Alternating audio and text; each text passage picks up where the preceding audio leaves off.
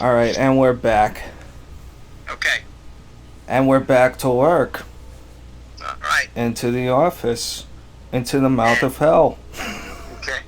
Did you record that discussion on the handouts I'm sending you?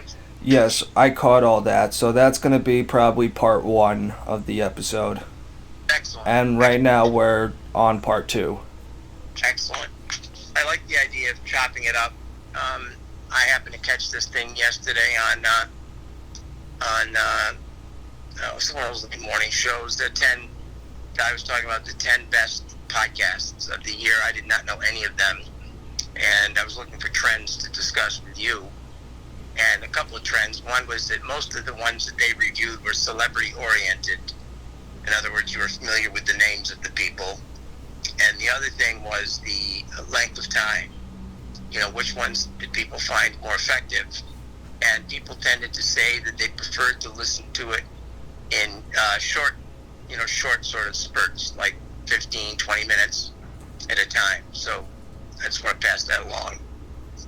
Yeah, and that's part of why I wanted to chop things up because traditionally I'm a very like give me the whole 4 hours at once, baby, and I'll just listen to it at my own pace. But Yeah. chopping it up by topic just makes it a lot more digestible. And I think the big three factors on like I just think about what I click on and whether or not I click on. I judge it by pretty much three or four things.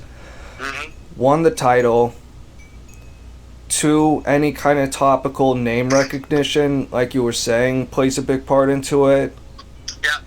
Number three, the channel it comes from, so the brand, basically, do I recognize where it's coming from?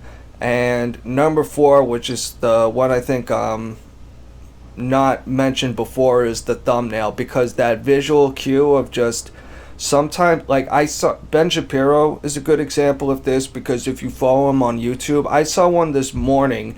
I didn't click on it, but I wanted to, because it was just a thumbnail of AOC with an eye patch, like badass walking away from like a crumpling Statue of Liberty, and I'm like, that looks fucking rad. Yeah.